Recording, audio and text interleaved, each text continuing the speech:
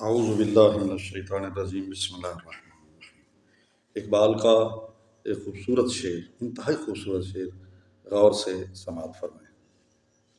فرماتے ہیں، بستر سے اٹھ کر مسجد تک جا نہ سکے اقبال، یعنی آپ بندے کو کہہ رہے ہیں، مومن کو کہہ رہے ہیں، مسلمان کو کہہ رہے ہیں، بستر سے اٹھ کر مسجد تک نہ جا سکے اقبال، خواہش رکھتے ہیں قبر سے اٹھ کر جنت میں جانے کی۔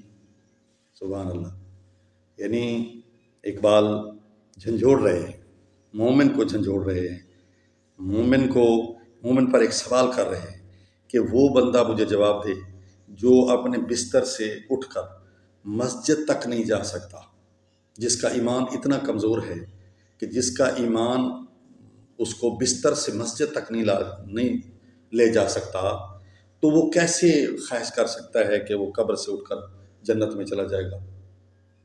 اس کو تو یہ خواہش نہیں کرنی چاہیے۔ وہ اپنا محاسبہ کرے، وہ سوچے، غور و فکر کرے کہ میرا جب ایمان اتنا کمزور ہے، جنت میں جاؤں گا جب نیک اعمال کروں گا، نماز پڑھوں گا، خدا کی مانوں گا، تو وہاں خدا میری مانے گا۔ تو اس لیے اقبال نے بہت خوبصورت کہا ہے۔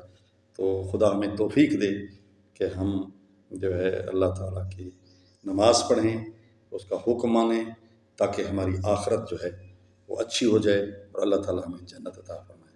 السلام علیکم ورحمۃ اللہ۔